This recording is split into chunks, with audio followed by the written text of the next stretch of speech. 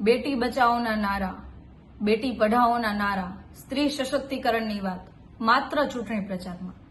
ગઈકાલે જે જંતર મંતર ખાતે દિલ્હીમાં જે મહિલાઓ, જે બહેનો, દીકરીઓ પોતાના હક માટે, દેશના ભવિષ્ય માટે આ લડાઈને મજબૂત કરવા માટે માત્ર ને માત્ર સત્તાધીશોને સવાલ કરવા માટે ત્યાં ભેગા થયા હતા.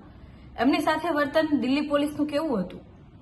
આ દીકરીઓને આતંકવાદીઓની જેમ કહેવાય ને લાઠી ચાર્જ કરવામાં આવ્યો, જેમ ફાવે એમ લાઠીઓ વરસાવવામાં આવી, કપડાં ફાડી નાખવામાં આવ્યા, દીકરીઓને છાતીમાં મારવામાં આવ્યું, વાહામાં મારવામાં આવ્યું, પેટમાં મારવામાં આવ્યું, જેમ ફાવે એમ લાઠીઓ વરસાવી.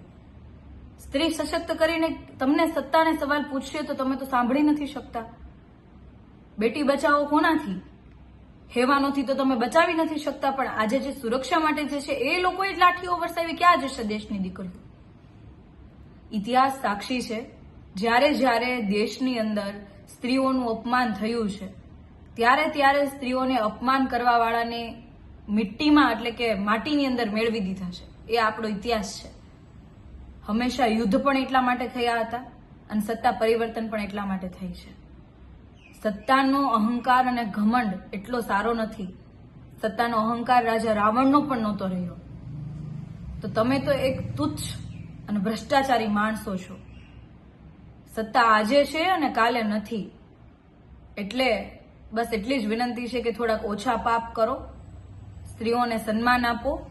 સન્માન ના આપી શકો તો કાંઈ નહીં, પણ તમારો સત્તાનો દુરુપયોગ કરીને આવી રીતના સ્ત્રીઓની હાલત ના કરો.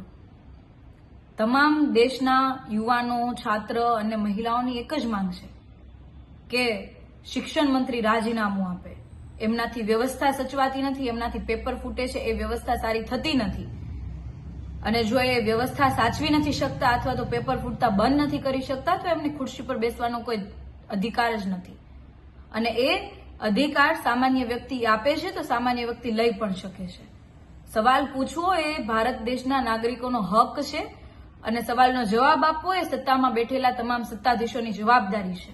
જો તમે જવાબદારી નિભાવી નથી શકતા તો તમે દેશના જે બાળકો, યુવાનો અને મહિલાઓ ઉપર જે લાઠીચાર્જ કર્યો છે એનો જવાબ આવનારા સમયમાં ભારત દેશના લોકો દેશે.